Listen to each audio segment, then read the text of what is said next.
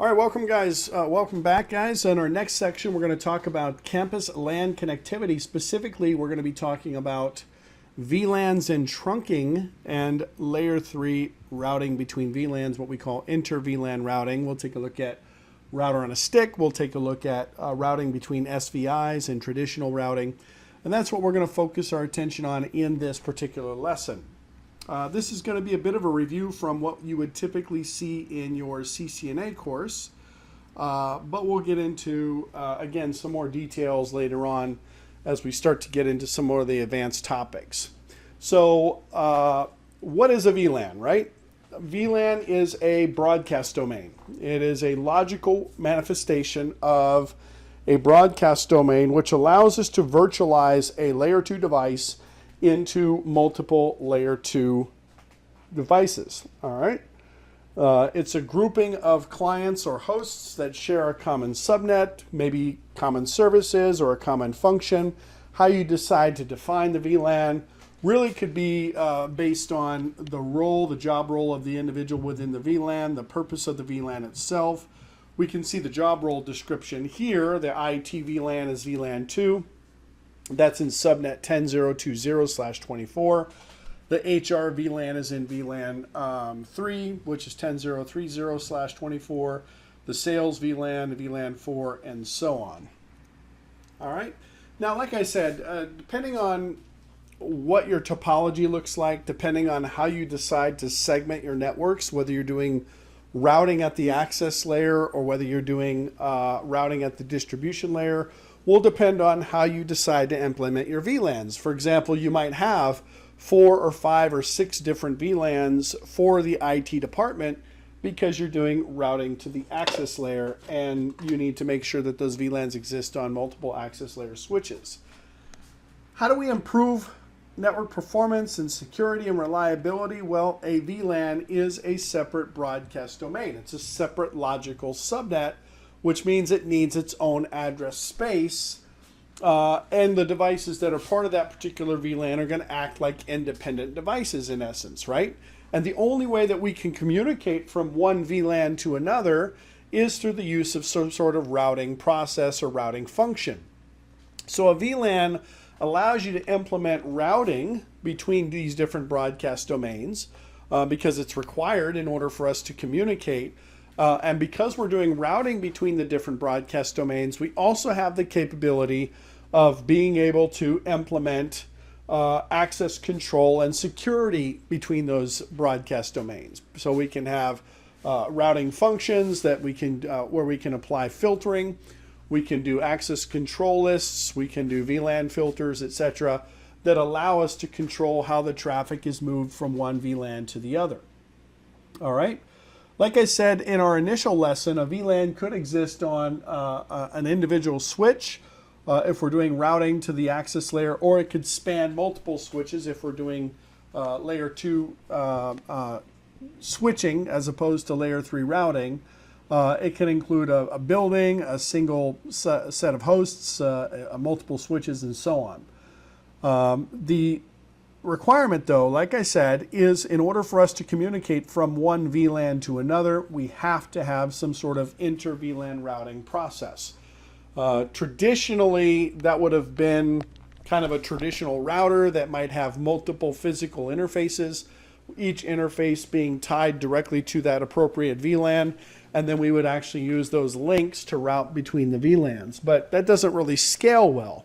So we'll take a look at some of the other options for inter-VLAN routing, usually using a multi-layer switch with some sort of SVI, switched virtual interfaces, and then routing on that multi-layer switch is the way to go. All right. So the subnets get chosen according to what VLAN they're associated with. Like I said in the diagram there, VLAN 2 was the 10.0.2.0 subnet. VLAN 3 was 10.0.3.0, and VLAN 4 was 10.0.4.0. So they've logically mapped the VLAN instance to the actual IP subnet. A lot of times we like to do that. It makes sense, but it's not always possible. We can only create 4,094 VLANs total, VLAN 1 through 4,094, which actually technically would be 4,095 VLANs, I guess, because 1 is inclusive. Mathematically, it goes up to 4095, right? The VLAN ID field in a .1Q tag is 12 bits. So mathematically, we can support VLANs 0 through 4095, but VLAN 0 and VLAN 4095 are reserved. And there's some other restrictions as well with VLAN 1, for example, and 1002 through 1005. We'll talk about that in a little bit. Okay? Each VLAN, like I said, is its own broadcast domain. Its own logical subnet allows us to do network segmentation, provide security, and so on. So how do we create the VLAN? Well, there's a couple of ways you can actually create a VLAN. Oftentimes, you can simply assign an interface to a VLAN, an access port to a VLAN, and if that VLAN doesn't exist in the database, it will get created automatically. But you can also create the VLAN by actually editing the database directly. All right? We don't typically see that these days. I could literally go into a switch and I could type VLAN database and it would take me into the VLAN database configuration mode, and I can modify or adjust the VLANs appropriately based on commands that are available in that mode. And then once I exit the VLAN database configuration mode, then it will save that database information. Traditionally though, this is typically how we modify our VLANs. We simply go into the global configuration mode, enter the VLAN number, give it a name, enter multiple numbers, give them names, and so on. Now the VLAN name itself is somewhat arbitrary, right? If you look at an 802.1q tag or look at any way that VLAN information is carried across the network, the VLAN name is not really carried inside of that VLAN tag or that VLAN information. But so the name itself is usually used to identify its function, the VLAN function, or its physical location, or maybe the subnet that it's tied to, so that when you're doing troubleshooting, it makes it a little bit easier to understand what that VLAN's purpose is and what its function is. If you want to delete a VLAN, you simply type no VLAN and put in the VLAN identifier, and that will remove the VLAN. All right? Now, there are some restrictions. When you go into a switch and you look at the VLAN database, there are some VLANs that exist by default.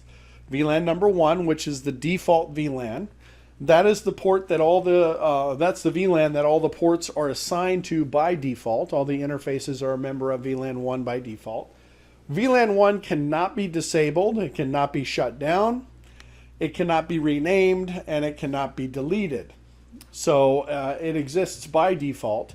You can prune VLAN 1 across your trunk links, but only for data traffic. If you decide to prune VLAN 1 across the trunk links, then the data flows, in other words, access ports that have clients connected in VLAN 1, that traffic will not be allowed across the trunk link, but VLAN 1 always exists, even on the trunks, because protocols like CDP, spanning tree, etc. use VLAN 1 to process information. All right, so in this particular case, we're adding 2 VLANs to this switch. We're adding VLAN 2, which is our sales VLAN, and we're adding VLAN 20, which is our voice VLAN. Eventually, we'll configure port 3 to be a member of both of those VLANs using the primary VLAN configuration function and the auxiliary VLAN configuration function. Okay? There's essentially 3 steps when it comes to setting up VLANs in your topology. Number 1, you have to create the VLANs globally. Once the VLANs are created, then you have to assign them to the appropriate interfaces or associate that VLAN membership to the appropriate interface. And then finally, you need to set up your trunk links, which we'll talk about in the next section here. But the trunk links are any interfaces that are going to pass traffic for more than one VLAN. And there's a couple of different trunking methods that we have to identify that. All right, so the VLAN ID command allows us to specify the actual single VLAN ID. You could do multiples if you say wanted to create multiple VLANs at once. You could go into the switch and say, for example, VLAN 10-12, comma 15, comma 18, right? And that would actually create VLANs 10 through 12 and VLAN 15 and 18. But you would not be able to name them specifically. They would just get their generic name from the number. All right.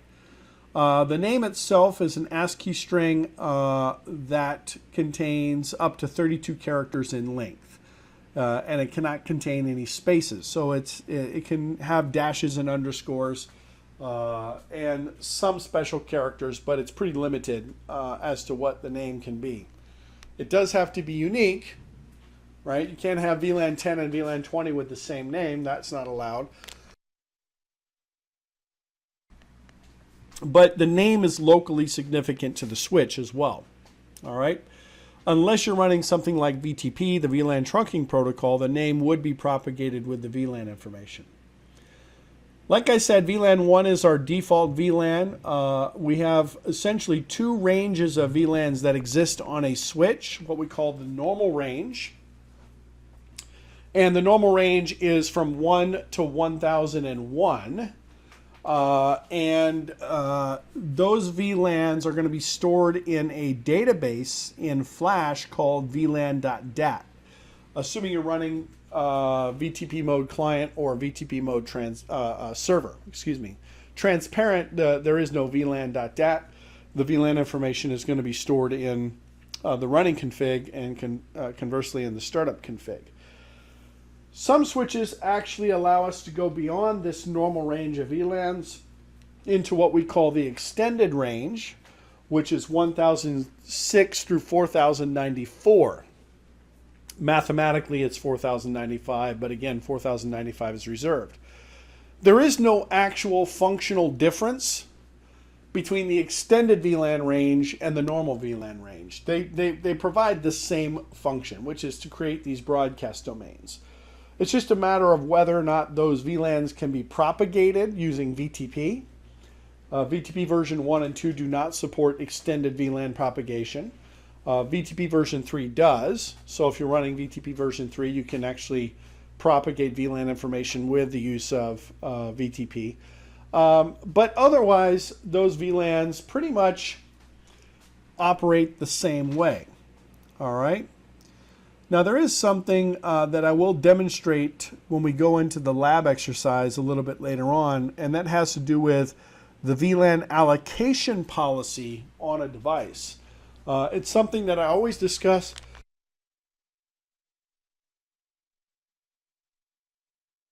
Excuse me. I always discuss as part of my VLAN topics because it's kind of one of those hidden things that you don't typically see. You always kind of see the command in the command line. It's VLAN allocation policy ascending or VLAN allocation policy descending. But a lot of people don't really know what that command is related to. Obviously, ascending is going up and descending is going down. But what does it actually mean? So when we get into the lab, I'll demonstrate that concept. All right. So as it says here in the second paragraph, the configuration for VLANs 1 through 1005, those are going to be written to VLAN.dat. Again, assuming you're running VTP in either server or client mode, that is your VLAN database. That's going to be stored in Flash.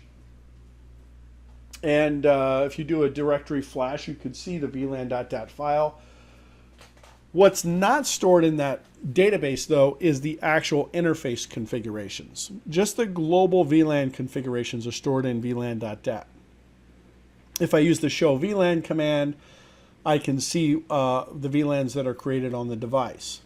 Like I said, if you don't give the VLAN a name, it's going to give it a default name, which is basically VLAN and then the number. It's a 4-digit number because, again, we're going all the way up to 4094.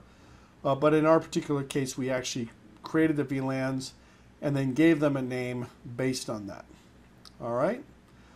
Like I said, the second step would then be to assign a port to a VLAN. Now, by default, the ports are going to be assigned to VLAN 1. A port can only be a member of one particular VLAN. The only exception to that is if you're running auxiliary VLANs, or what we call the voice VLAN. In this case, we have a phone that's connected to port 3. We have a PC that's connected to the phone, and we want to be able to identify the difference between the phone traffic and the PC traffic. The phone traffic is going to go into VLAN 20 and the PC traffic is going to go into VLAN 2. So in this case, we're actually identifying that VLAN 2 is the data traffic by using the Switchport access VLAN 2 command, and the VLAN 20 is the voice traffic by using Switchport voice VLAN 20. Now this command here, I want to talk a little bit about this command as well, because a lot of people will see this command in conjunction with the configuration of a VLAN on an interface. And if I asked you guys, what does that command do? The answer that I usually get is, well, that's easy, Scott. That command sets the port to be an access port. As opposed to what? As opposed to a trunk port. Okay, that makes sense. We have two different interface types that exist on a switch, either an access port or a trunk port. What is it that this command particularly does? If I took that command out and just didn't put it in there, this port would function just essentially the exact same way, right? It would defer itself to an access port, because this command has to do with another protocol that is running by default on just about every Cisco switch called DTP, the Dynamic Trunking Protocol. The DTP is a protocol, and I'm positive that we'll see something about that later on, probably when we get into our security section. But DTP is a protocol that's enabled by default on Cisco switches that allows the switch to negotiate a trunk link. And there's actually two modes of DTP that exist. There's desirable and there's auto. DTP desirable would be a port that is actually actively trying to negotiate a trunk. So it's sending out DTP messages saying, I want to be a trunk, I want to be a trunk. And the auto is a passive interface that waits to hear DTP messages to become a trunk.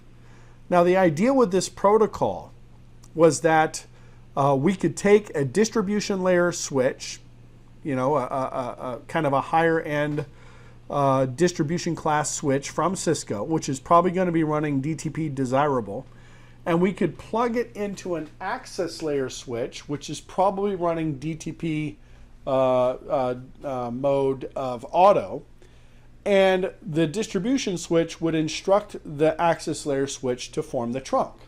And then we would negotiate the protocol, whether it's ISL or 802.1q, for the actual tagging method that we're using across the trunk link.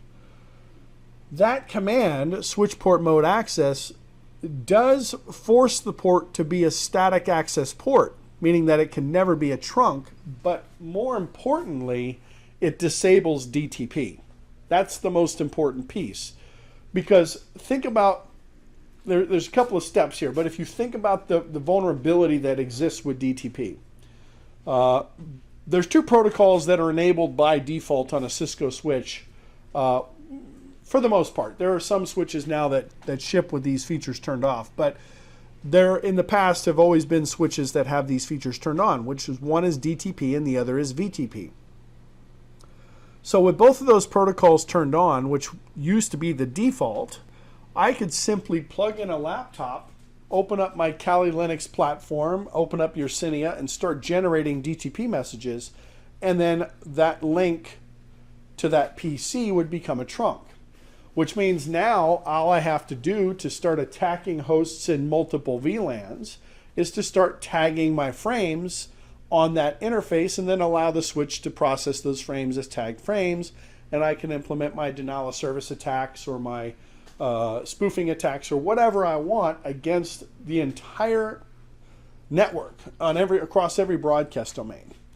And then in conjunction with VTP, I could actually overwrite your VLAN database. I can get a copy of your VLAN database, and I could do all of this without ever actually logging into your switch or having any kind of command level access to the switch itself. So this is a big concern, right? So I always tell people, as a best practice standard, Switchport mode access is something you should definitely implement. It is not required for a host port, but it is definitely recommended. All right. We'll see how we can verify that auto negotiation of a port is disabled when we get into the lab exercise. I'll show you guys that as kind of a secondary topic. Okay. So switchport mode access does set the port to be an access port, but as long as that port's not receiving DTP messages, it's going to become an access port anyway. But the switchport mode access command forces the port to be an access port, and it disables, and that's the most important thing, disables the DTP negotiation. Okay? So I've gone in, I've created the VLAN, and when I do a show VLAN, either show VLAN with the ID if I want to look at what's assigned to VLAN 2, or just show VLAN in general, I can see that port 3 is now active in VLAN 2, which is the sales VLAN. So there's a couple ways we can do that. I prefer to pretty much use the show VLAN brief command. It will tell me, all the port assignments, which VLANs the ports are assigned to. There's two reasons why a port might not show up in this output. Okay? The first reason would be if it's a trunk port. Trunk ports pass traffic for VLANs, but they're not a member of any specific VLAN. You do not assign a VLAN to a trunk port. You can either allow or disallow certain VLANs to pass across the trunk. But as far as membership goes, a trunk port is never a member of a specific VLAN. Okay, so that would be one reason why that interface might not show up in the list. The other reason that an interface may not show up in the list is if you've added a VLAN to an interface. Let's say I've gone into interface 3 and I've added VLAN 10 to interface 3. VLAN 10 exists in the database. If I then go and delete VLAN 10 from the database, basically what happens to all the ports that are assigned to VLAN 10 is that they will stop functioning. They don't remove, their membership does not get removed from VLAN 10 because VLAN 10 doesn't exist. The ports basically go into, some sort of dead zone, if you will, where they're just not functional until you add the VLAN back. So there's only a couple of reasons why an interface might not show up in the show VLAN output. Another thing to consider is that the ports that are shut down, ports that are error disabled for other reasons, maybe a port security violation or some sort of MAC flooding violation or whatever, those ports would still show up in the list even if they're not operational. Like I said, if it's a trunk, it won't show up, or if the VLAN's been deleted from the database but the port assignment hasn't been changed. Another very useful command for verifying the functionality of VLANs is a show interface switchport command. You can either leave out the fast Ethernet and just look at the interfaces consecutively from 01 to 02 to 03, or you can specify the interface specifically. Now, this is an interesting output here because it actually is not indicative of what the configuration is. We did switchport mode access on the interface. So there's two things that should have changed here in this output based on that command being implemented. The number one would be, yes, the operational mode is access. That's how the port is currently functioning, but the actual administrative mode, which is the way it's designed to operate, is it's running DTP. Dynamic auto means that we're running DTP in passive mode. So I'm waiting to be told to become a trunk, but I will become a trunk if I get a DTP message. So if I wanted to launch a VLAN hopping attack, or if I wanted to attack multiple VLANs or tag frames into multiple VLANs on the switch, all I would have to do is start generating DTP messages on this interface, and it would move from an access port to a trunk port, and then I can start tagging frames and so on. We can see that the negotiation of trunking is turned on in this case. This does not match the configuration that we did previously because we had previously said switchport mode access on port 3. So the change here should be the administrative mode should show static access as well as the operational mode, and the negotiation of trunking should be turned off. Now you'll notice some other things here: administrative trunking encapsulation. That doesn't mean that you're going to be doing .1Q encapsulation on this interface. We'll talk about trunking in the next section here. It doesn't mean that you're going to be doing .1Q trunking on this interface. What it means is that if the interface becomes a trunk and the trunking method is being negotiated, it would negotiate to .1Q. But it is not a trunk. It's an access port. We can see the operational mode is static access, so that highlighted command there actually really doesn't have anything. There's nothing useful about that information. In addition, operational trunking encapsulation is native. So that means that we are, dealing with the native VLAN. We'll talk about that in the next section. The trunking native mode VLAN is VLAN 1 by default. We'll talk about that. And are we going to tag the native VLAN or are we not going to tag the native VLAN?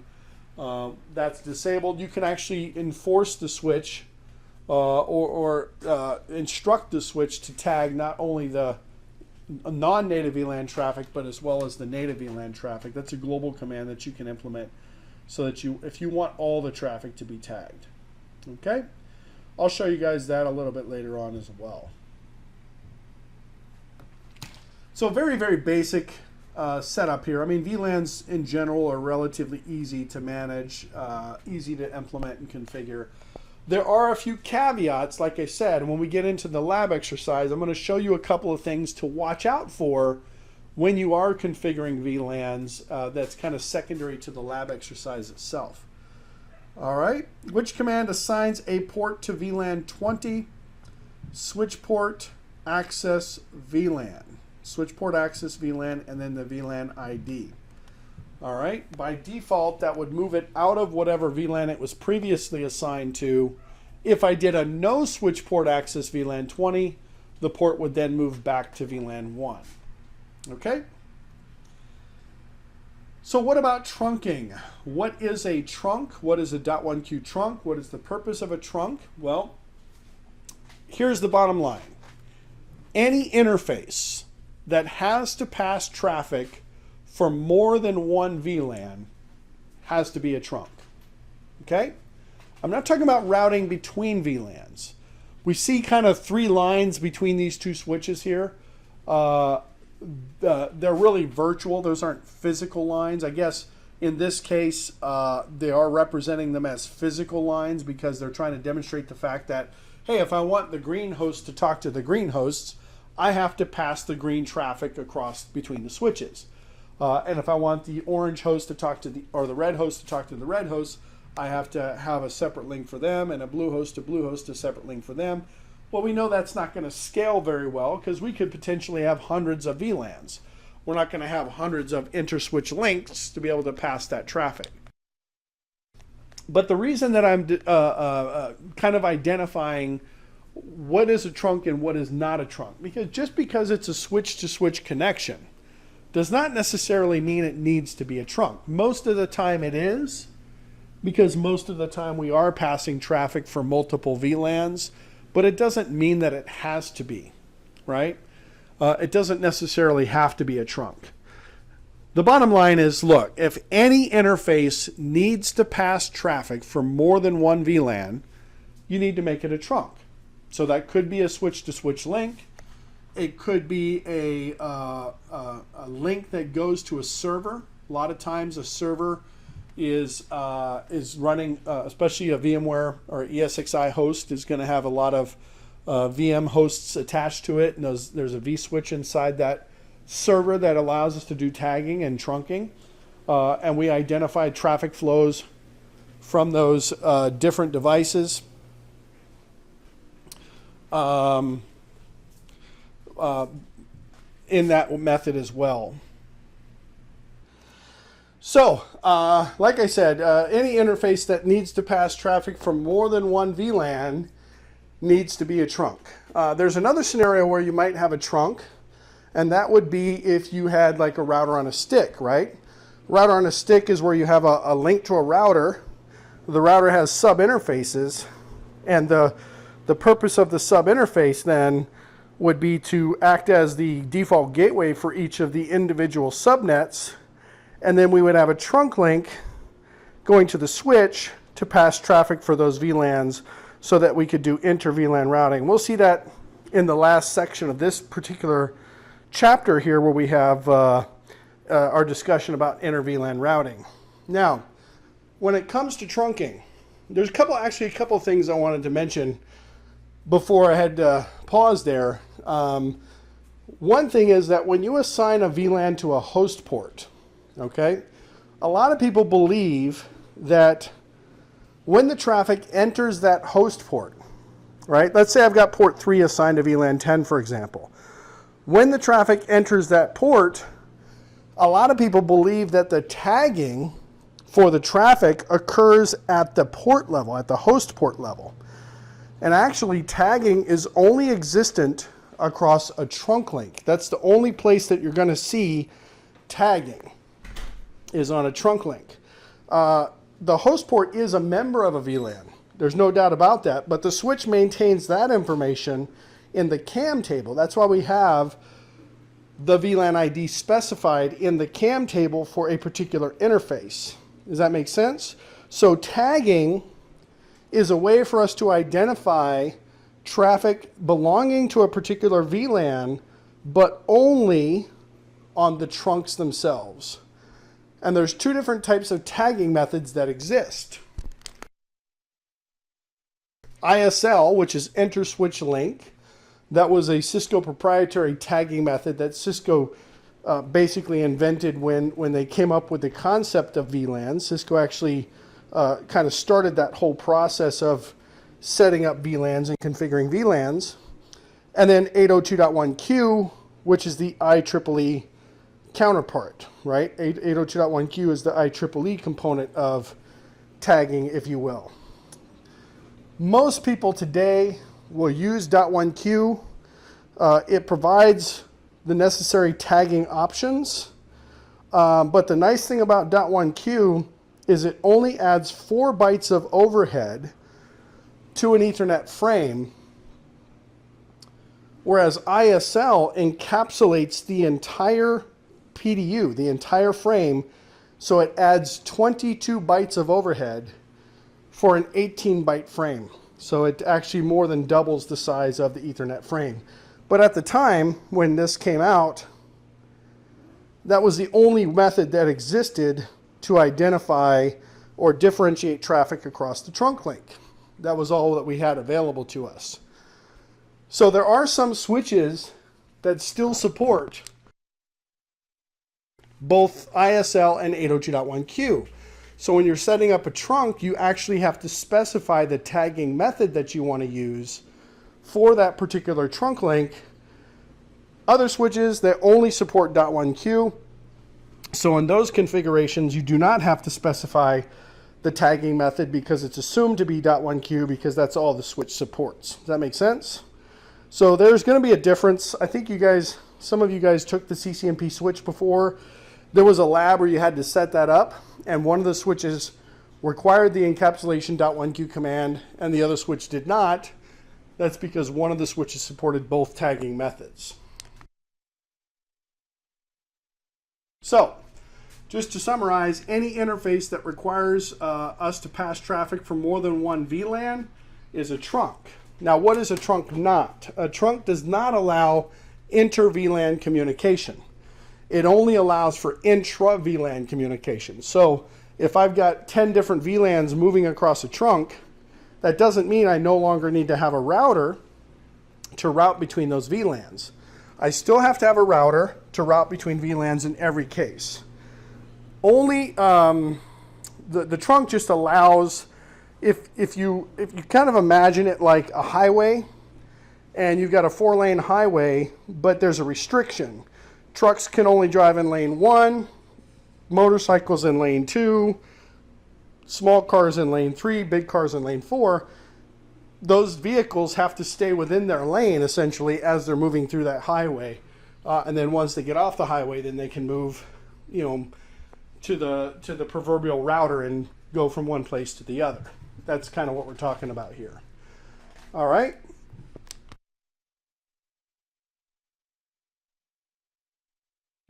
So VLAN tagging allows us to identify what VLAN the frame belongs to over the trunk. The tag gets applied on the egress interface of the trunk. The tag gets removed on the ingress side of the trunk. So as the traffic goes over the trunk, it gets tagged. As the traffic leaves the trunk and goes back into the switch, the tag gets removed. That's how the tags are applied and removed. What's the exception to that rule? The exception to that rule is the native VLAN. The native VLAN on the trunk is never tagged. I wouldn't say never, but by default it's not tagged. There's actually a command that you can execute, and I'll show you guys that a little bit later on because I don't think it's in the book. But there is a global configuration command that you can specify to tell the switch to tag even the native VLAN traffic. I don't know that that would be considered a best practice standard to do that. We typically don't do that as part of our configurations, but it does exist, and I want to make sure that you guys know it exists because you might run into a situation where you want to implement that.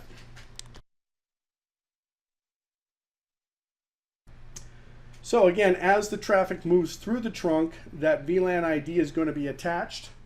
It's actually a 4-byte shim that gets inserted between the source address field and the type field in the original Ethernet header.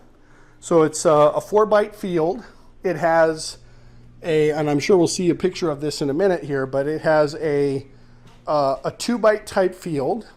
That 2-byte type field is set to hex 8100, which indicates that this is now a tagged frame. It has a 3-bit priority field. So we have our 16-bit type field, followed by a 3-bit priority field, which is used for establishing quality of service at layer 2. And then we have a single bit called the CFI field, or conical format identifier field, which is allows us to identify some kind of token ring encapsulation, so that bit is never used. And then finally, the last 12 bits of the tag is the VLAN ID field. So we only have 12 bits that we can use with a .1Q tag to identify the VLAN. What does that mean from the perspective of configuration? That means that we can only have up to VLAN 4095, because 2 to the power of 12 is 4096, but 0 is inclusive, so it actually mathematically goes from 0 to 4095. Make sense?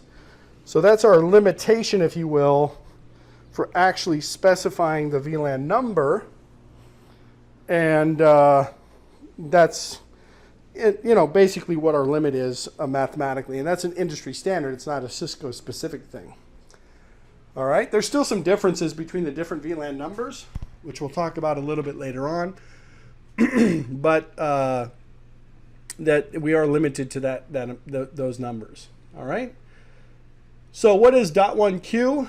Well, here we go. This is what I was just talking about, actually. .1Q is the tagging method that allows us to tag frames across the trunk. The top part that you see there is the original frame as it goes out of the trunk interface. It gets modified, and this VLAN tag gets added. So we went from, if the data field is the full size, we went from 1518 bytes to 1522 bytes because we're adding that 4 bytes of overhead to facilitate the tagging function. All right, so let's take a look at what that tag looks like, and then we will continue on to the actual lab and the configuration. So the first part of the tag is, like I said, a 16-bit type field, hex 8100. That is a standard ether type. The ether types are defined by the IANA, the Internet Assigned Numbers Authority. They basically manage any numbers that are assigned for use on the internet or intranet, whatever it might be. Ether types are one of those things that they assign.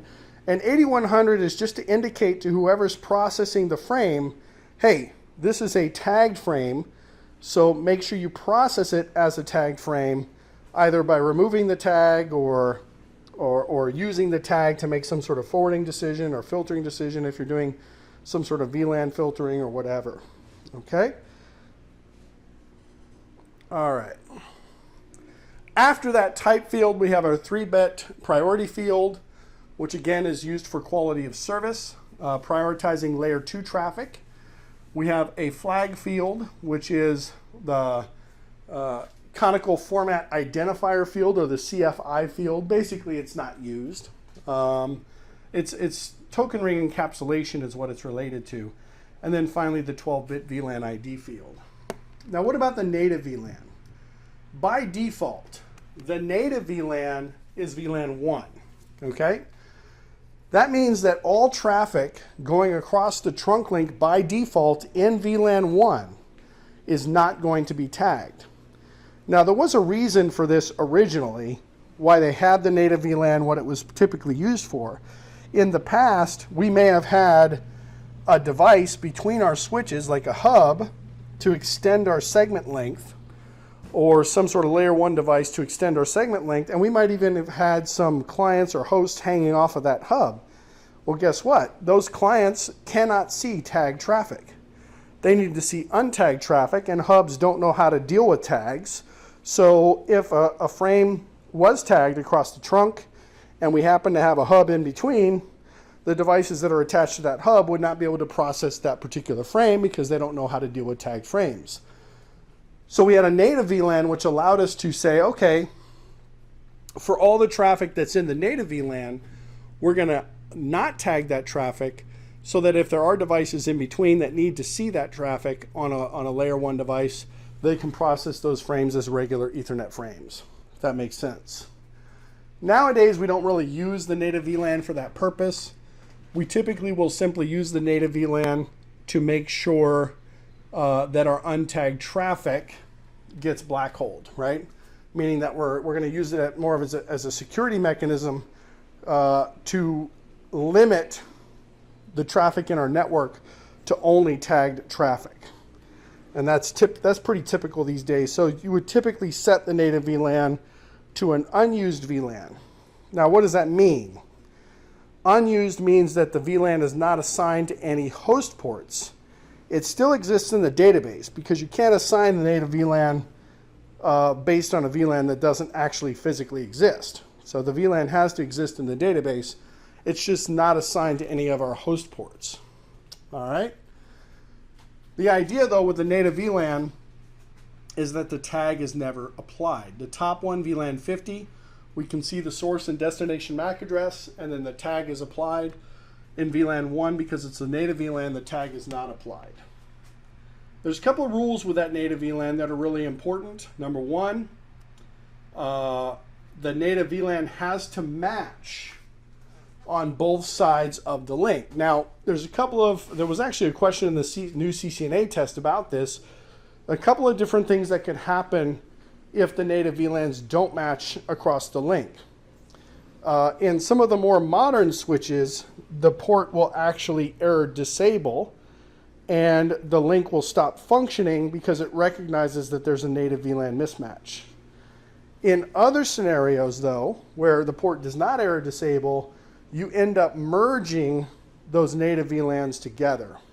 Because what happens is, let's say I have the native VLAN of 10 on one side, configured on one interface, and I have a native VLAN of 100 configured on the other interface.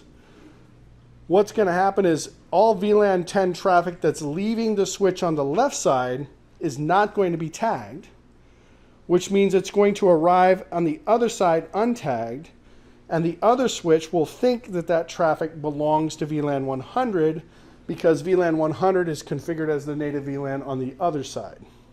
So it's going to place that traffic into VLAN 100, which means that we're now merging VLAN 10 and VLAN 100 together. Obviously, that's an issue, right? And it's going to be a big security concern. So more modern switches will actually complain if the native VLANs don't match. They'll actually start to give you error messages and so on. All right? How do we configure the trunk? It's actually fairly simple. The basic configuration would be to simply go into the interface and say, I'm going to make this interface a trunk using the switchport mode trunk command. That command may not work initially. Like I said, there are some switches that support more than one encapsulation method. And in the case of switches that support both ISL and .1Q, you have to specify the encapsulation type before you can actually turn on the trunking. So it might give you an error and it says something to the effect of a port whose negotiation is set to auto cannot be a trunk, meaning that cannot be statically configured as a trunk, meaning that you need to specify what encapsulation method you're going to use prior to the actual implementation of the trunk itself. I'm sure you guys have seen that command before, and you've certainly probably seen that error message before. In this case, this particular switch only supports .1Q encapsulation, so we did not have to specify the encapsulation type. Switchport trunk native VLAN allows us to identify which VLAN is untagged across the trunk link, in this case 99. And by the way, we're not doing any pruning here, right? What is pruning? Pruning provides us the ability to limit which VLANs are allowed to pass across the trunk link. We limit the VLANs that are allowed to pass across the trunk link by doing pruning. By default, all VLANs are allowed across the trunk link. Any VLAN that exists in the VLAN database is going to be allowed across the trunk by default. Okay? So we may want to limit that as well. We may say, okay, even though I have VLAN 10 in this switch, I don't want VLAN 10 leaving the switch, so I'm going to prune VLAN 10 off, and that's where the switchport trunk allowed VLAN command comes into play. I'm sure we'll see that command a little bit later on as well. All right, it's a pretty common command. And look, guys, this is all stuff that you guys are already aware of. You've seen this multiple times before in CCNP or even CCNA. This is what I was talking about originally when I started putting this courseware together. I was a little shocked that Enterprise Core seemed to be pretty basic. I mean, we didn't talk about any of this stuff in routing and switching, but anyway, it is what it is, right? All right. They do mention here DTP. That's another configuration that you may choose to implement. Remember, DTP allows us to negotiate the trunk link. And by the way, DTP negotiates the trunk link, but it also negotiates the protocol. We can disable DTP on our trunk interfaces as well. By default, if an interface is set to a trunk, statically, it still runs DTP. Negotiation of trunking is still turned on static trunk ports. So there's another command that we implement called switchport no negotiate that actually disables DTP on those ports. I'm pretty sure we'll see that later on as well. All right. In fact, you can see here with the show interface switchport command, the administrative mode is trunk, the operational mode is trunk. So that tells me that this interface was not negotiated to be a trunk, but rather it was statically configured as a trunk because the administrative mode is trunk. But if you look a little bit further down, you'll see the negotiation of trunking is still turned on. So that means that DTP messages are still actively being sent out of this interface to the other switch. And if the other switch was set to DTP dynamic, or dynamic desirable or dynamic auto, this link would still negotiate that trunk functionality. All right. So I'll give you guys a chance to play around with this in the next exercise. Show interface trunk is very useful as well. Show interface trunk will identify that the interface is a trunk. Is it .1Q encapsulation? Now, if this was negotiated, if the encapsulation was negotiated, there would be an N in front of that 802.1Q. But this particular switch only supports .1Q, so it's just identified as .1Q, that the interface is trunking. The native VLAN is 99. The allowed VLANs on the trunk, all of them, 1 through 4094. However, allowed and active means that these are the VLANs that are actually working across the trunk. The trunk supports all VLANs by default, but only VLANs that exist in the database are active on the trunk. Any idea why, if I don't have VLAN 10 in my database, why VLAN 10 might not exist on the trunk? It's kind of an interesting concept, and it's because of spanning tree. If I don't have the VLAN database, or I don't have the VLAN in my database, there's no way to create a spanning tree instance for that particular VLAN. And if there's no spanning tree instance, then the VLAN is not functional. It's not operational. So in order for a VLAN to be operational across a trunk link, it has to be active in the spanning tree topology, which means it has to be active in the database. Even if there's nobody on that intermediary switch, so let's say I have switch 1 plugged into switch 2 plugged into switch 3. And the clients, there are PCs on switch 1 in VLAN 10, and there are PCs on switch 3 in VLAN 10, but there are no PCs on switch 2 in VLAN 10, and switch 2 is the one in the middle. You still have to configure VLAN 10 on switch 2, because if you don't, it will not be allowed across the trunk link, because there's no spanning tree instance for that particular VLAN. Okay? Which type of port allows for frames from many VLANs to be tagged, indicating which VLAN they belong to? Obviously a trunk in this case. All right, guys, welcome back. We are now in discovery number 3, troubleshooting VLANs and trunk issues. In this discovery, we're going to go through a scenario involving a VLAN configuration. We're going to take a look at layer 2 connectivity and also our layer 3 IP connectivity. The topology diagram that we see here is relatively well documented, but oftentimes diagrams might be vague, or you might not have any kind of connectivity table that you've documented. So imagine that you're on your first day at the new job and you're a network engineer. You're not yet familiar with the network of your organization, and a member of the security team comes to you because the intrusion prevention system has flagged malicious traffic from the IP address of 10.10.10.182. Okay, that happens to be an IP address in our particular topology. So you are asked to actually help in isolating this system and removing it from the network. So we're going to take a look at that scenario. In this discovery, we're also going to kind of guide you through various IP connectivity issues that might exist or do exist between hosts in this topology. And we're going to troubleshoot VLAN issues, and we're going to take a look at some trunk issues as well. All right, so it's a basic configuration here, but there are some things that I want you to consider prior to getting started in this particular exercise. Now, let's say that, for example, there are no connection between the PCs that might exist in the same VLAN. Now, we don't know what VLANs these PCs belong to. We don't know what IP addresses they have. And let's also assume in this scenario that it's directly related to some VLAN issue or some VLAN misconfiguration issue. So we're not suggesting that there can't be other issues that would cause a similar problem, maybe a physical layer issue, maybe a host misconfiguration, and so on. But with respect to VLANs, one of the very first questions I might ask myself is the port in the correct VLAN? All right.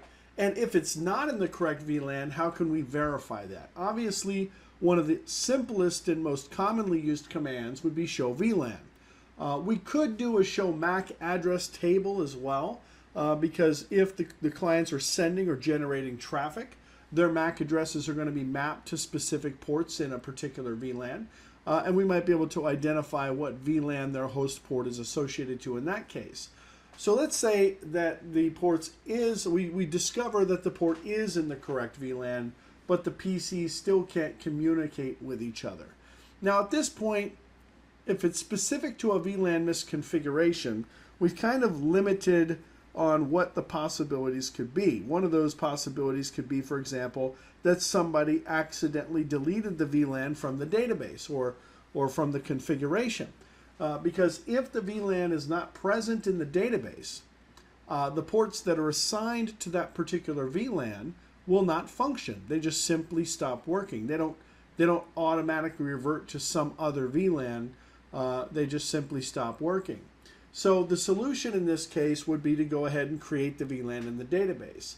Again, some various commands that we can use to kind of verify this operation: show VLAN, show interfaces, show interface switch port. We'll take a look at all these commands throughout this configuration. So if the port is assigned to the correct VLAN, and the VLAN happens to exist in the database, but we still don't have connectivity among PCs in the same VLAN, then we may consider that there could be a trunk issue, maybe a VLAN is being filtered on a trunk, and so on. So we'll take a look at some of those scenarios a little bit later on. All right. There are some kind of basic commands that we use to troubleshoot VLAN connectivity issues: show VLAN, show interface switch port, show MAC address table. We can also use various configuration commands like VLAN X or VLAN Y if we want to create a VLAN in the database. Maybe a VLAN is shut down. We can't do that with VLAN 1. We can't rename VLAN 1 or delete VLAN 1. The only thing we can do is just simply not use VLAN 1. But there's also the possibility maybe that an access port is assigned to the wrong VLAN. So we might use the command switchport access VLAN to see if the port is assigned, or to configure the port to be as a member of a particular VLAN. Certainly the MAC address table verification. If you do a show MAC address table, maybe you've identified that a particular MAC address is something that you're looking for. Maybe it's 000 Charlie 296 Alpha Alpha 21C. And I do a show MAC address table, and then I can see in that output that that particular MAC address is assigned to Fast Ethernet 01 and VLAN 10. Maybe that's not the expected VLAN number. So we would then change the VLAN membership by using the switchport access VLAN command. Each port on a switch is always going to belong to a VLAN, each host port I should say, because trunk ports are not a member of any particular VLAN. If the VLAN that the port belongs to does get deleted, like I said, that port becomes inactive. It doesn't revert back to the default VLAN. It doesn't go to some recovery VLAN. It just becomes inactive. And all the ports belonging to that VLAN are unable to communicate with the rest of the network. This could be done inadvertently by accidentally manually deleting the VLAN. It could be done if somebody plugs a switch into the network that's running VTP within the same domain and maybe even the same password, but it happened to have a higher revision number, so it overwrote the VLAN database and the rest of the topology, and so on. So there's lots of scenarios, well, several scenarios that could cause that particular problem. All right. A command that we're going to take a look at a little bit later on is the show interface switchport command. The show interface switchport command will tell us things like, is the port enabled? What is its administrative operating mode? What is its operational operating mode?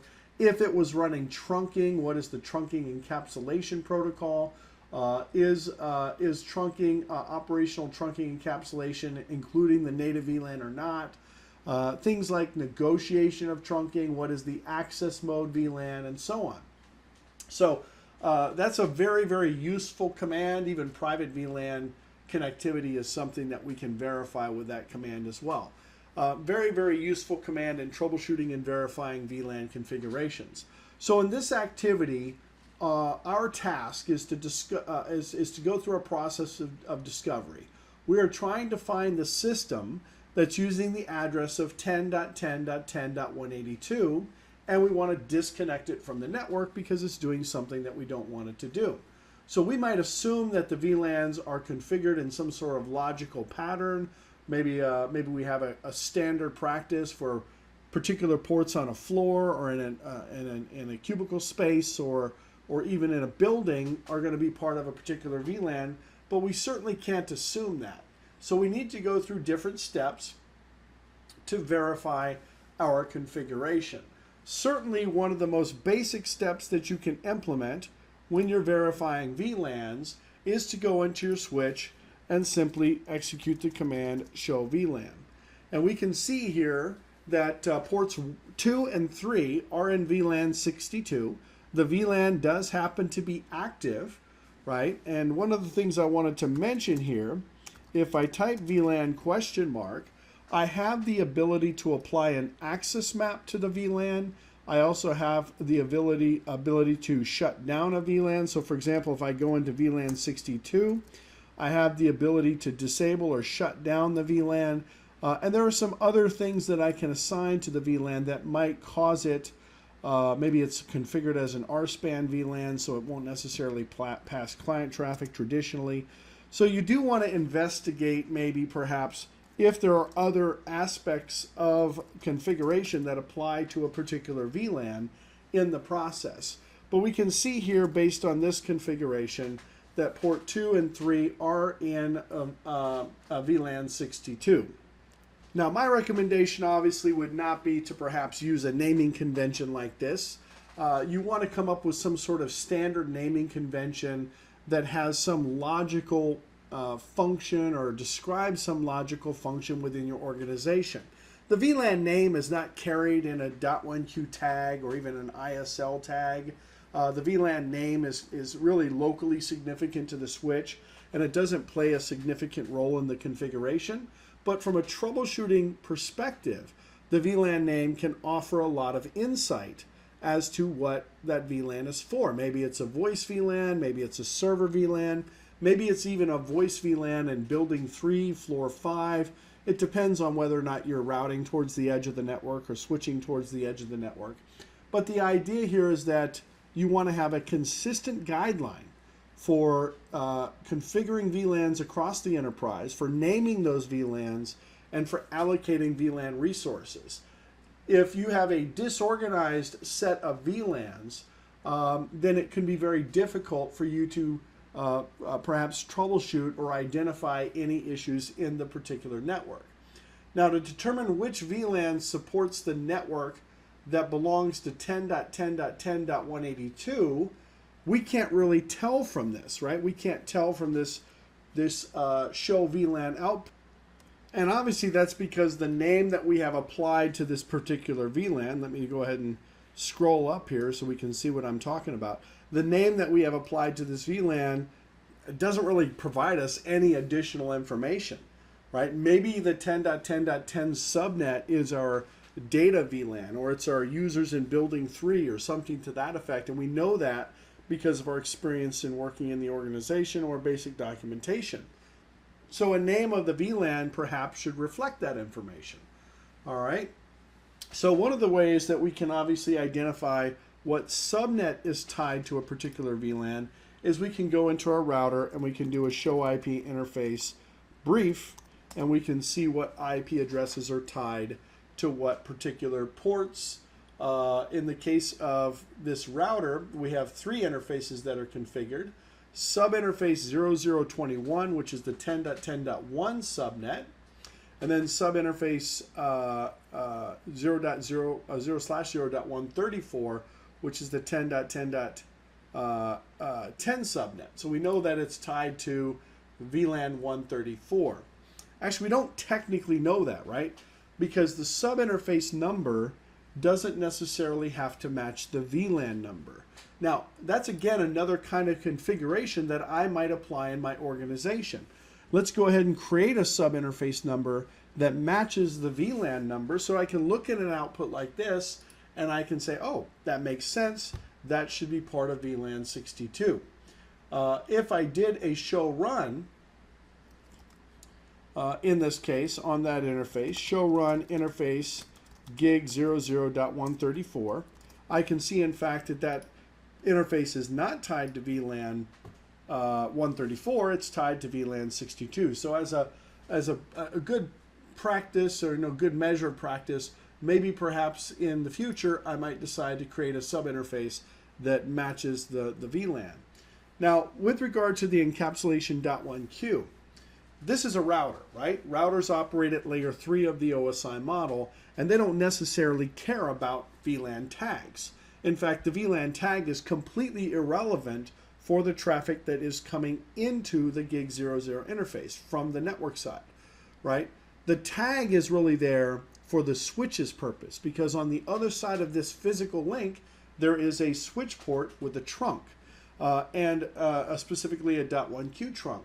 So the traffic coming from the router that has to be generated as it goes out of the sub interface, which is really technically the physical interface, but as it goes out of the sub interface, logically it needs to be tagged into that particular VLAN.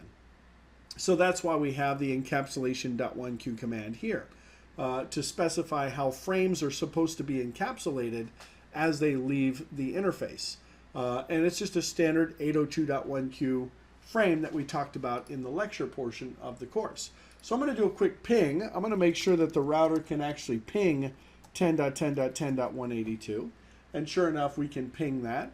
And now we can maybe start to try to discover what the MAC address of that particular device is. So if I do a show IP ARP, and let's go ahead and just get the 182, I can see that that particular device has a MAC address of Alpha Alpha Bravo Bravo Bravo Bravo, sorry about that, Charlie Charlie 005300. Okay, so I might document that and say, okay, now I know the layer 2 address that I'm looking for in my topology. So now if I go into my switch, let's say switch 1, and you might have to do this a couple of different steps, because you may not actually pick the appropriate switch in this particular case. But if I do a show MAC address table, I can identify that AABBCC005300, which is what we were looking for before, is connected to gig 02. So in this case, we're able to identify that gig 02 is where the offending system is connected. Since there were a few MAC addresses in the database, it was easy to select the appropriate MAC address. If there were thousands of entries in the table, I may want to filter it down by using a grep command or some sort of a show command filter to display that specific MAC address. So I might say here, instead of going in and saying show MAC address table and even looking at a specific port, because I may not know what port it is, I might just say include 5300. Because I know that that is the MAC address that I'm looking for in this particular case. Now keep in mind, I obviously only have 2 switches to choose from here to try and isolate this particular host. But in a large environment, you might actually find that the port that has the offending MAC address is maybe an ether channel link to another switch or a port to another switch. So you'd have to maybe use CDP, Cisco Discovery Protocol, to identify where that device is connected, and then kind of work your way or walk your way through the network until you eventually get to the device that actually has the end host port. And that could take a little bit of time, and if you don't have Cisco Discovery Protocol enabled, that can be really, really difficult to do, right? So in a sensibly configured environment, you might also even see descriptions on the ports. Now, it's not always plausible or even feasible to put descriptions on host ports. We typically would put them on ports that go to routers or ports that go to servers in the network or access points, devices that don't typically move throughout the network. But if I do a show interface status, I can actually see those descriptions, and this is very well documented, right? Gig 00 is a link to router 1. It's configured as a trunk. Gig 01 is connected to switch 2. That's also configured as a trunk. Gig 02 is connected to PC 3, and that's configured as an access port in VLAN 62. And Gig 03 is connected to PC 4, which is also an access port in VLAN 62. So let's do our next step. We've identified the host, and now so we're going to maybe look at some other potential issues in this configuration. So we're going to do a ping from PC3 now. And in this case, we're going to do a ping to 10.10.10.1. All right, now if I do a show IP interface brief, I can see my address is 10.10.10.182. So I was able to identify this particular host, and we know that that's the host that's connected to that particular interface. Now I can ping 10.10.10.1, which is the router. We already pinged from the router, so we kind of had an idea that that ping was going to go through, but we're able to identify or confirm, I guess, if you will, that that device is connected to that port. So now we're going to go through another step. We're going to go into the gig02 interface of switch 1, and we're going to shut that port down. So let's go into config mode, interface gig01, sorry, gig02 in this case, and we're just going to do a shutdown, just to shut down that particular port. All right, we'll talk about why we're doing that here in a minute. We'll see the interface go down, and we will go through a couple of other steps. Now, we know that the offending host is PC3, and now we can identify essentially that we've isolated that host because we went through all of those steps to verify where that physical host was connected. So I can do my ping to 10.10.10.1, and the ping is going to fail in this particular case. All right. Now, obviously, there are some other ways that we can perform this task. Good documentation would be a great way, but there's some automated tools that we can use as well. You know, obviously layer 2 protection mechanisms for flooding, dynamic ARP inspection, DHCP snooping, and we'll see some of those exercises in some future discovery labs as we kind of move through the rest of the course. So in our next task, all right, we've completed that task. Now in our next task, we're going to take a look at some trunk issues. Now, when we're talking about troubleshooting trunks, and if you recall from our discussion, a trunk interface is any interface that needs to carry traffic from more than one VLAN. If the trunk configurations can, I wouldn't say they can get complex, but they can certainly have some very specific configurations that would prevent them from functioning correctly, right? Maybe you're filtering the wrong VLANs off the trunk. Maybe the trunk is running the wrong encapsulation, or maybe if you're running the dynamic trunking protocol, maybe both sides of the link are set to DTP auto as opposed to active and auto and desirable, or desirable and desirable. Maybe the native VLAN isn't matching on the trunk interface, and so on. So we're merging two different VLANs together. So there's lots and lots of things to consider here.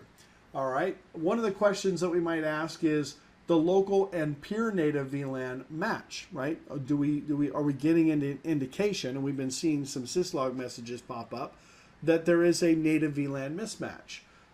If they don't match, and we're going to show how we can verify that, the show interface trunk command or show interfaces trunk command will help us with that. Change the native VLAN to match. It's extremely important that the native VLAN match on both sides of the link, because if the native VLAN doesn't match, you're potentially merging two different broadcast domains. If the native VLANs match, are the local and peer trunk modes in the correct mode, right? Typically, we would try to just simply use switchport mode trunk and do the switchport node negotiate to disable DTP. But in some cases, you might decide to run DTP, the dynamic trunking protocol. Now, DTP is a Cisco proprietary layer 2 protocol that allows switches to negotiate a trunk link based on DTP messages that are passed back and forth between the ports. There's two modes of DTP on a Cisco switch. There's dynamic desirable and there's dynamic auto. Now, a dynamic auto port is passive. It does not try to negotiate a trunk. It sits there and waits to be told to become a trunk. Whereas dynamic desirable sends out active messages saying, I want to be a trunk, I want to be a trunk, I want to be a trunk. So if you configure both sides of a link as dynamic auto, then the trunk won't form. Simply will not form, because nobody is actively trying to become a trunk. If you configure both sides as desirable, then absolutely they will become a trunk. If one side is desirable and the other side is auto, they'll also become a trunk. Now, obviously, if one is statically set to a trunk and the other side is set to an access port, definitely not going to become a trunk in that particular case. So we need to use our show interface trunk command to verify that functionality as well. Now, if we've confirmed that that's the case and we're still having issues, are the local and the peer ports allowed the specific VLANs? Are they allowing the correct VLANs? Now, by default, when you enable trunking on a Cisco switch, all of the VLANs are allowed across that trunk as long as they exist in the VLAN database. Because the only way that spanning tree can run, which is very important in a layer 2 domain, is if the VLAN exists in the database. For example, if I come into my switch here and I just do a show spanning tree for VLAN 100, it says there are no spanning tree instances for VLAN 100 because VLAN 100 doesn't exist. Well, if spanning tree can't start, then the broadcast domain cannot function, right? So if a trunk is being, or if a VLAN is being filtered off of a trunk, that's going to break spanning tree. Or if a VLAN doesn't simply exist in a database, the VLAN will not be allowed, even if it's allowed across the trunk, right? And by default, all VLANs are allowed across the trunk. One of the things that we do as part of our configuration, typically as a best practice standard, is we manually prune our trunk links, meaning that we physically identify through configuration which VLANs are allowed to pass across the trunk.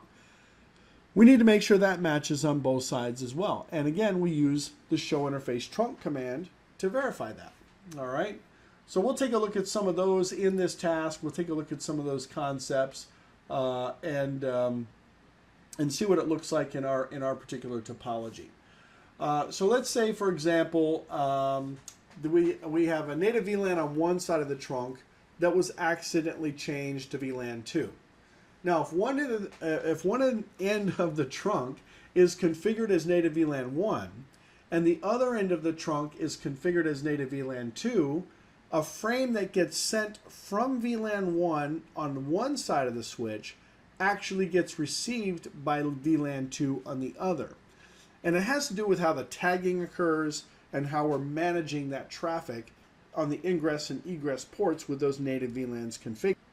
Now, you can do something interesting with the switch here. Let me show you real quick. So one of the things that you can do in a switch, because the native VLAN is not tagged as you go across the trunk, one of the things you can do on a switch is you can say VLAN, and you specify for .1q parameters, I'm going to go ahead and tag the native VLAN. So when I do something like this, and by the way, this would be something you would want to configure on both ends of the link. Very important concept, because if it's tagged on one side, the other side needs to see that tag. But what we're saying in this particular case, I'm going to take it out because we're not going to do this on both sides. But what I'm saying in this particular case is let's go ahead and tag even the native VLAN across the trunk. So not only are the non-native VLANs going to be tagged, we're going to go ahead and tag the native VLAN across the trunk. So we're ensuring essentially that every VLAN has a tag applied as it goes across the trunk. Now, the other thing that you may want to do, let's go ahead and show interface gig 03 trunk. All right. Now we can see in this particular case that gig 03 is not trunking. The trunking mode is off. The encapsulation is negotiated because if you do a show interface gig 03 switch port, you will see that this particular port is the trunking negotiation is turned off, which is why we see here negotiate the encapsulation, but the negotiation mode or the trunking mode is turned off. So we statically configured this port as an access port, and that's what the administrative mode represents. If for some reason DTP was running on this port, the switchport mode access command disables that. But if we were running DTP on this port, the administrative mode would be dynamic auto or dynamic desirable, depending on the switch model. The operational mode would be static access because the device connected to the port doesn't generate DTP messages. But we would also see the encapsulation mode would be negotiated, or it would be set to .1Q or whatever. So in this case, we're seeing that this particular port is not a trunk. And if it were, the native VLAN would be native VLAN 2. Now, if I want to see which interface is acting as a trunk, one of the options that I have is to go ahead and do my show interface trunk. But notice on the screen here, CDP notifies you if you have a native VLAN mismatch on a trunk link with that CDP message. It says native VLAN mismatch. Native VLAN mismatch discovered on gig 01, which is my local port, which has a native VLAN of 1, with switch 2, which is the CDP host or the host name of the other device, on gig 00, which is in VLAN 2 or has a native VLAN of 2. So in this particular case, we're identifying that there is a mismatch of the encapsulate or the native VLAN on those ports. Now, another way to see that would be to simply do a show interface trunk on this side, and we can see which interfaces are acting as a trunk. In this case, the native VLAN is configured to 1 on this side, and if I do a show interface trunk on this side, I can see that the native VLAN on this side is VLAN 2. So that's obviously an issue. Now we'll fix that in a minute here, but let me go ahead and go into PC1. We're going to do a couple more tests real quick. I'm going to ping 10.10.10.20 and see if that ping is successful. And then I'm going to ping 10.10.10.40, which should be PC4. PC2 is the PC on the local switch, and PC4 is the PC on the remote switch. So you can see here that what's happening is traffic is leaving the switch on VLAN 1 and it's being sent over to VLAN 2 when it gets to the other switch. And that's because of the native VLAN configuration. Now we're not tagging that traffic into VLAN 2, but any untagged traffic that arrives on the ingress port on switch 1, go back to my topology diagram, kind of describe what's happening here. Where's my GNS3? Right there. So I'm generating traffic from PC1, and I'm pinging PC2, which is fine. We're not going over the trunk link in this case. But I'm going from PC1 to PC4. The traffic is coming down to the switch. This port is in a particular VLAN. Maybe. I think we confirmed it was. But in essence, that traffic is not allowed to come across this link, and it's being blocked from going to PC4, which makes sense because we have a native VLAN mismatch. All right.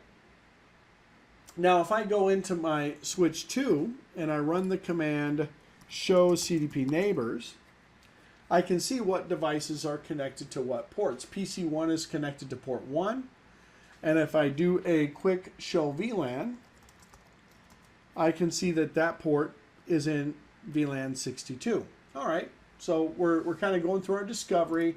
There's other ways we can see that. Obviously, we could run a show VLAN, but we're seeing that PC1 is connected to gig 01, and it's placed into a VLAN that's active, right? We're looking for active, not shut down, in VLAN 62. Now, if I go into switch 1 and I do the same check, let me go into switch 1, and I do a show CDP neighbors, I can see that PC4 is connected to port 3 and switch 2 is connected to port 1. And if I do a show VLAN, port 3 is also in VLAN 62. So I guess the question in this case is, what would prevent those devices from communicating to each other? All right. Both PC1 and PC4 are in the same VLAN. But during our troubleshooting process, we keep seeing this message pop up, right? Native VLAN mismatch discovered. Native VLAN mismatch discovered. And that's obviously happening every 60 seconds because that's when CDP information is passed back and forth. If we wait, I think we're at 10:39:49, and we should see another message pop up within another 15 or 20 seconds or so. So I paused the video here, but you can see that we went from 39 to 40. It wasn't quite 60 seconds, but it's pretty close to 60 seconds, right? 39 to 40, we went from 49 to 42, but close enough. I paused the video so you guys wouldn't have to sit there and wait for that whole time to expire. But anyway, you can see that, and CDP obviously runs every, if I go into my switch here and I do a show CDP, we can see every 60 seconds we're sending out Cisco Discovery packets, which is why we're seeing that message every 60 seconds. So I'm going to go into switch 1. I'm going to do a show interface trunk, which we already did, but I just want to reconfirm. We can see the native VLAN configured on this trunk is VLAN 1. And if we do the same thing on switch 2, we can see, because we're going to go ahead and change it on switch 2, show interface trunk, and we can see that it's in VLAN 2. So I'm just going to go into config T, interface gig 00 in this case, and I'm just going to say Switchport trunk native VLAN 1. Now immediately that should eliminate those messages from popping up again. And by the way, the native VLAN as a best practice standard should really be a VLAN that's in the database but not active. In other words, it's not a VLAN that goes to any active host ports. And that's something that we talked about more in our lecture portion, but the native VLAN is really not intended to be used as an active VLAN anymore. It's really intended to be used as a way of isolating untagged traffic or filtering untagged traffic. So I'm still going to go back to PC1. Maybe this fixed our problem. Now, technically, it really shouldn't have mattered, right? If I go and ping 10.10.10.40, this traffic was in VLAN 62, right? So if you think about it, the native VLAN mismatch was between VLAN 1 and 2, so there's really no reason why the traffic should be blocked on VLAN 62, because it would have been tagged as the traffic went across the trunk, and the tag would have been removed on the other side. So PC1 still has no connectivity to PC4. I guess we need to do some more investigation. All right. We've already determined that PC1 and PC4 are both in VLAN 62. We did that with our show VLAN, and we could do that with show interface Switchport and so on. Now we need to verify the trunk link between switch 1 and switch 2. So we're going to look at a different output in this case and take a look at and describe what this particular output represents. So I'm going to do a show interface trunk. And what I'm looking for now, we know that we've got a native VLAN problem fixed, but what I'm looking for now is in this section down here. Now there's three sections here. There's VLANs allowed on the trunk, right? There's VLANs allowed and active in the management domain. There's VLANs in the spanning tree forwarding state and not pruned. These are three distinctly different scenarios. VLANs allowed on the trunk, literally, is the pruning that you configure on the trunk. So there is no pruning on gig 00. So all VLANs are allowed, 1 through 4094. However, we can see that pruning has been configured on gig 01. If I do a show run interface gig 01, pipe include trunk, you can see that we have a switchport trunk allowed VLAN 1 -61, 63-1000. Clearly we know what the problem is here. 62 is not allowed across the trunk. So, but the point is that the VLANs allowed on the trunk is what you have actually configured on the interface. VLANs allowed and active has to do with whether or not the VLAN exists in the database.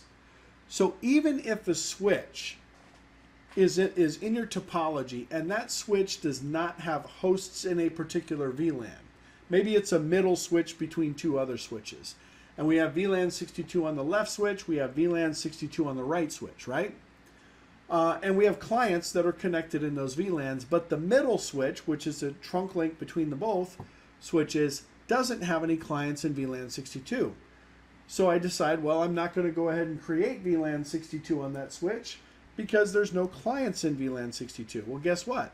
That means no spanning tree instance for VLAN 62. That means the trunk has no idea that VLAN 62 exists. It doesn't exist, actually, so we're not going to be able to allow traffic for that VLAN. So even though a switch might not have any host ports in a particular VLAN, you still have to create the VLAN in the database so that it can be active in the management domain. All right. Now we can see here that 62 is in the management domain, so we know that it was created in the database. Now the third one here is a little bit more dynamic, right? The third one has to do with VTP, the VLAN trunking protocol. Well, it has to do with the spanning tree as well, right? There's actually two pieces to this, right? Is spanning tree blocking this VLAN on that port? We can see for gig 00 it is not blocking that VLAN. Clearly for gig 01 it is blocking that VLAN because it's pruned from the trunk, but spanning tree could potentially be blocking a particular VLAN on a port because the spanning tree topology negotiated that, right? Or we could have dynamic pruning enabled, a protocol called the VLAN trunking protocol, which allows us to propagate VLAN information from switch to switch, not the port configurations, but the VLAN database. But part of that is VTP pruning.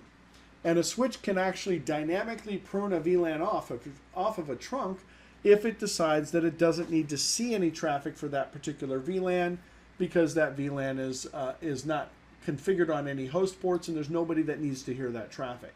So in reality, we really want to see VLAN 62 in all three of these sections. But these are distinctly different sections, okay? So if I go to switch 1, we can see that VLAN 62 is pruned. If I go to switch 2 and I do a show interface trunk, I can see that all VLANs 1 through 1000 are allowed across the trunk, and 1 and 62 are allowed and active in the management domain, which means they're in the database, and they're not being pruned by VTP, and they're not being blocked by spanning tree. So I think we've identified our problem in this particular case. The VLAN 62 is missing from the allowed VLAN list towards switch 2. So let's go back to switch 1. We already have our show run interface output here. I didn't do the whole thing, so let's just do that. Show run interface gig 01. And we can see the entire configuration. This is the link, and this is the pruning, this is the encapsulation, this is the mode. All right, well, we need to fix that problem. Now, all we need to do is basically add VLAN 62 to the list. What you don't want to do is you don't want to do something like this. All right, you don't want to go into the switch and simply say switchport trunk allowed VLAN 62. Because if I do that and hit return, it's going to remove the previous command, and now only that VLAN is going to be allowed. You can see that we actually have several different options. We can allow all VLANs. We can allow VLANs except these particular VLANs. I can disallow all VLANs. I can remove a VLAN from the list, or I can add a VLAN to the list. So I'm actually going to use the add keyword, and I'm going to add 62. Make sure you pay attention to that because you could end up making your problem worse if you use the wrong syntax. So naturally now I believe our ping should work. Let's go back to PC1. Let's do our ping. We might lose the first ping because of ARP.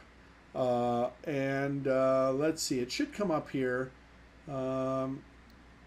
any second now. There might be some spanning tree stuff going on as well. Let's see. Let's do, there we go. Yep. There was some spanning tree stuff going on. I don't have port fast enabled, and we're actually running 802.1d or Cisco's version, which is PVST+. And it takes about 40 to 50 seconds for it to converge.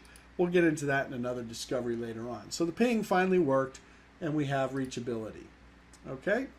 So that's a kind of a good couple of tests here that we can use.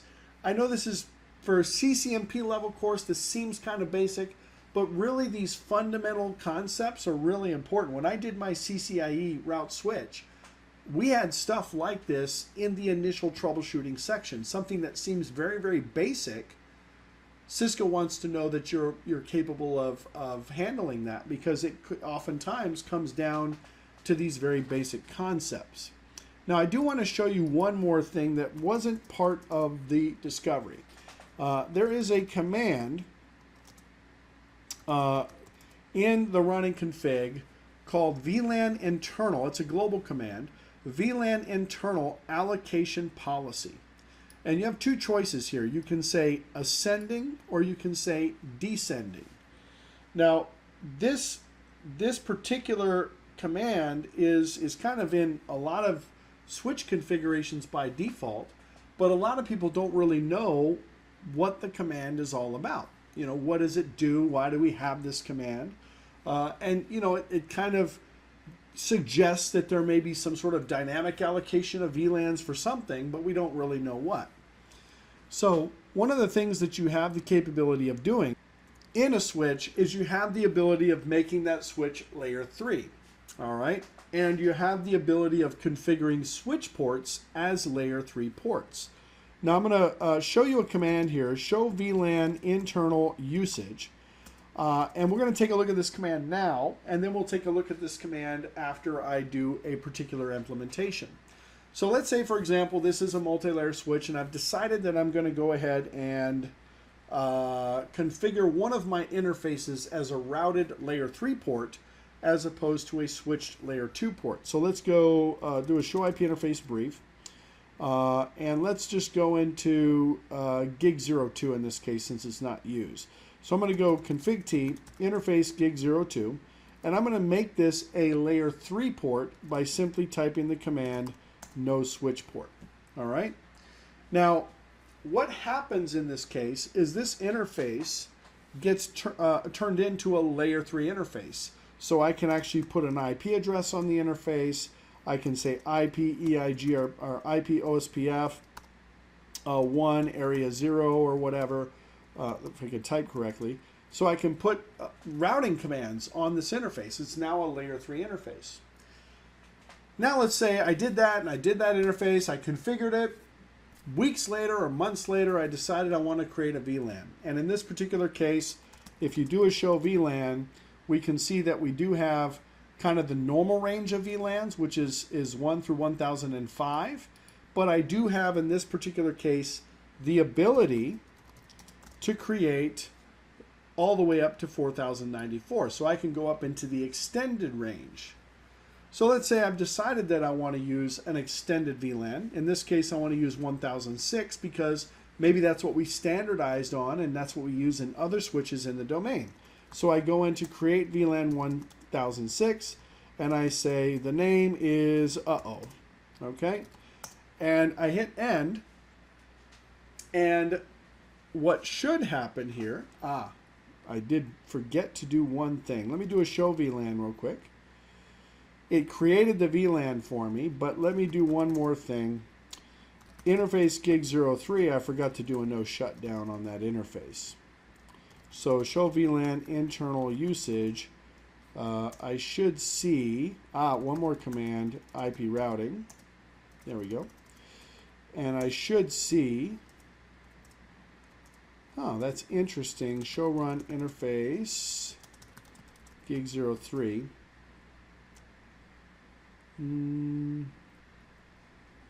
I thought that was the interface that I changed to no switch port. Show IP interface brief. It was gig02, sorry. Show run interface gig02, no switch port. Yeah, so no shutdown, sorry. Config T, interface gig02, no shutdown. Okay? And I don't even think I actually need the IP routing command. But so let me see. Show VLAN internal usage. This is kind of defeat the gravitas moment that I was supposed to present here, because I was going to try to create VLAN 1006, but now let's say it was 1007. So 1007, and the name is really right? Because it's going to work this time. And when I try to write that VLAN to the database, it says, I can't use that VLAN. The VLAN is in use. It's being used by gig02.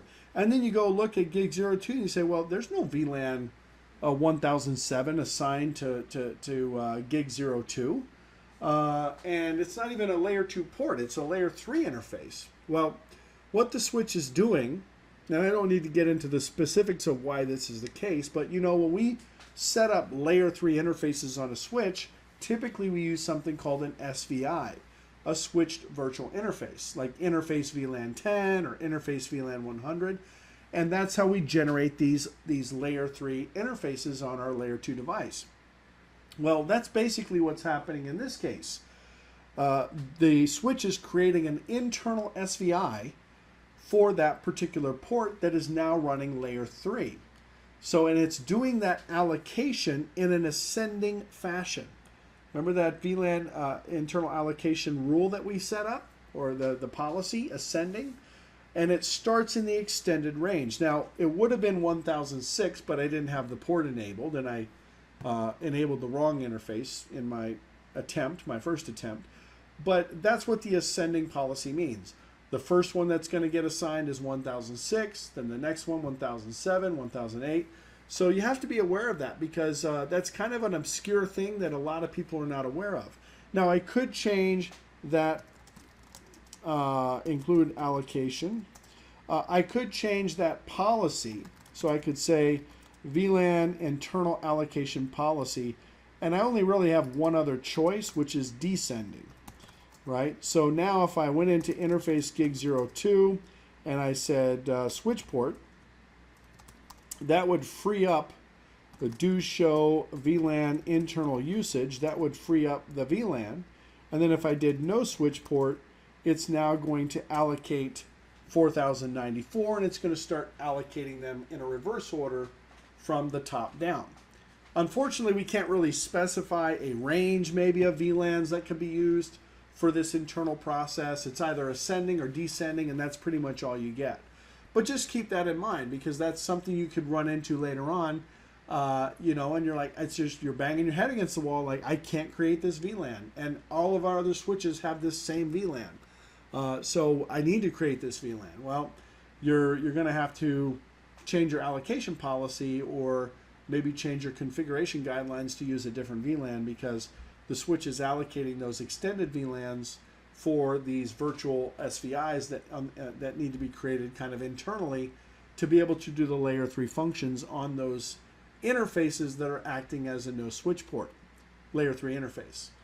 All right, and I don't believe, I did do the IP routing, but I don't even believe, obviously you're going to need IP routing if you are going to be running a routing protocol and so on. But you don't need to turn on IP routing to make a port a layer 2 interface, because you can still do connected things, right? Connected layer 3 things. So that concludes this discovery. Hopefully you found it useful, and we'll see you guys in the next discovery down the line. So the last section we'll have in this section, in this lesson, if you will, is Inter-VLAN routing. I already mentioned, if we want to be able to pass traffic from one VLAN to another, we have to use a layer 3 process. It could be a physical router with physical interfaces. It could be a routing process on a multi-layer switch with SVIs, or it could be you know, some sort of router on a stick type of configuration. But the bottom line is, we cannot pass traffic from one VLAN to another without some sort of layer 3 routing process in between. Now, the first option we have is what we consider to be kind of the classic option, which is to use a router with separate physical ports for each subnet. In this particular case, it works well because we only have 2 VLANs. But you can see where this would be an issue if you had 100 VLANs or 200 VLANs. It's just not going to scale well. You're not going to find a router that has 100 interfaces or 200 interfaces. Is there a benefit to this option? Not really. We have a single point of failure in the router. The inter-VLAN communication is going to be limited to the speed of the links that connect to the router. But it's better than nothing, right? It provides us the ability, maybe that switch that we have does not do multi-layer switching, so we can't do routing on the switch. So this allows us to kind of separate the traffic. Interesting thing about this configuration, though, is there is no trunking at all. All of the ports are access ports. The left port that goes up to the router is an access port in VLAN 10. The right port is an access port in VLAN 20, and the router is just doing basic routing. We're not even doing sub interfaces or .1Q encapsulation on the router. Pretty simple configuration, but again, it doesn't really scale very well. Another option would be to do what we call router on a stick, where we basically take those two physical ports, we make it a single physical port, and we create the sub interfaces on the router, one sub interface for each of the VLANs that we have to facilitate communication for. Now, the nice thing about this is you can create 4.2 billion sub interfaces if you want to. The numbers go up that high. Obviously, we wouldn't need that many. The downside, of course, is that now we're hairpinning our traffic, right? The traffic from VLAN 10 goes up into one physical port. It gets routed and gets sent down the same physical port. So we're using twice as much bandwidth on a single interface. But as far as the number of VLANs that we can support, we can actually scale this to a fairly large implementation, because the only limit that I have is the amount of bandwidth that the link supports. So if this is a 10 gig link, or 1 gig link, or a bonded ether channel link, or whatever it might be, I could potentially facilitate several different VLANs here. There is trunking in this case, right? Because we don't have two physical ports here. We have a single port, and this pipe is a trunk. So on the switch side, it would be configured as a trunk. All of the standard trunk configurations. What is our trunk encapsulation going to look like? What VLANs are allowed across the trunk? Are we doing turning on or turning off DTP? Those kinds of things would still apply. And on the router side, we would configure those sub interfaces. We saw an example of that configuration previously. All right. Pluses and minuses to this particular option. As the traffic comes up to this interface, it gets identified in VLAN 10. It gets tagged in VLAN 10 over this link. The tag would end up getting removed on this side. We do our routing, but when I send the traffic back down the same interface, because these are not two separate interfaces, these are logical interfaces. When I send the traffic back down the same interface, the tag gets applied in VLAN 20, and then that traffic is sent over to the clients in VLAN 20. So tagging does occur here, but mainly for the switch's purpose, because this pipe, if you will, is a .1Q trunk. The last option that we have is to do what we call multi-layer switching, where we have SVIs, or switched virtual interfaces, configured on a layer 3 switch, and we do routing directly within that layer 3 switch.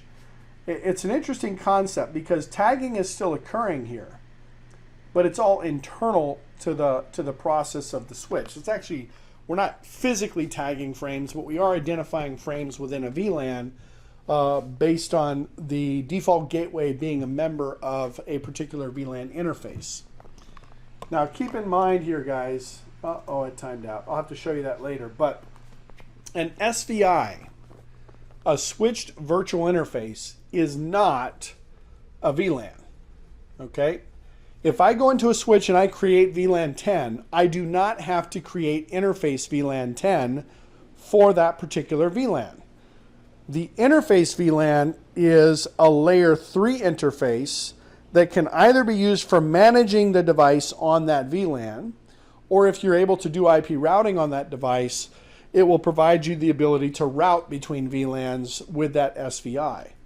Conversely, having an SVI does not necessarily mean that you have a VLAN. You can actually go into a switch and create interface VLAN 50, even though you don't have VLAN 50 in your database. It's totally useless. It doesn't work. There's nothing you can do with it. But I do want to make sure that you guys are aware that a VLAN interface is different than a VLAN. Okay? A VLAN's a layer 2 concept. A VLAN interface is a layer 3 concept. You could shut down a VLAN interface and the VLAN still works. I hear this all the time, actually. I hear students say, when I talk about VLANs in my CCNA class, I say, hey guys, we try to avoid using VLAN 1 because that's usually the VLAN that everybody will try to attack because you can't disable it, you can't shut it down, etc., etc. And the response sometimes I get is, well, we shut down VLAN 1 I say, really? How do you do that? And they say, oh, we just go into the interface, interface VLAN 1, and we shut it down. Well, yeah, you're shutting down the layer 3 interface for VLAN 1, but you're not shutting down VLAN 1, right? VLAN 1 still exists. If you had clients in VLAN 1, they would still be able to communicate. So, yeah, it's not the same thing.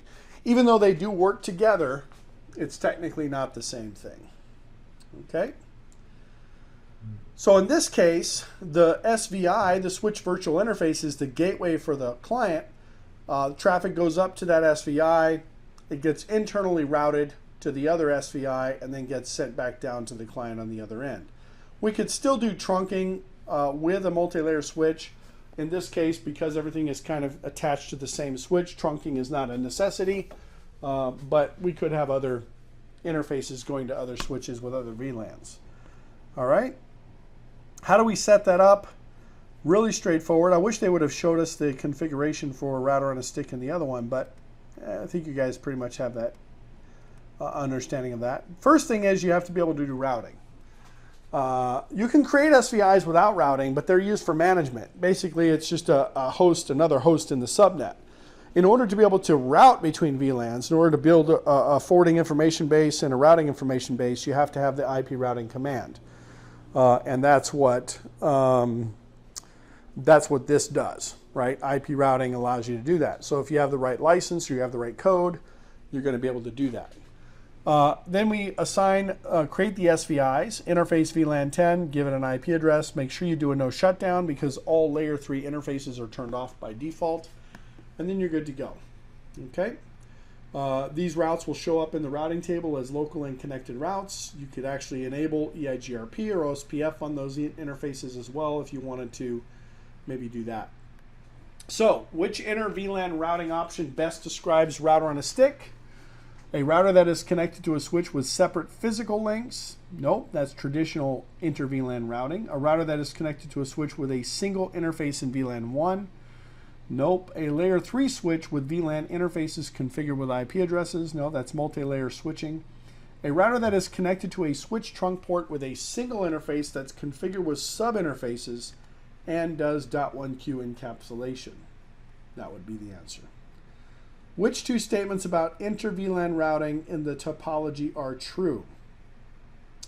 PC1 and 6 will have the same gateway.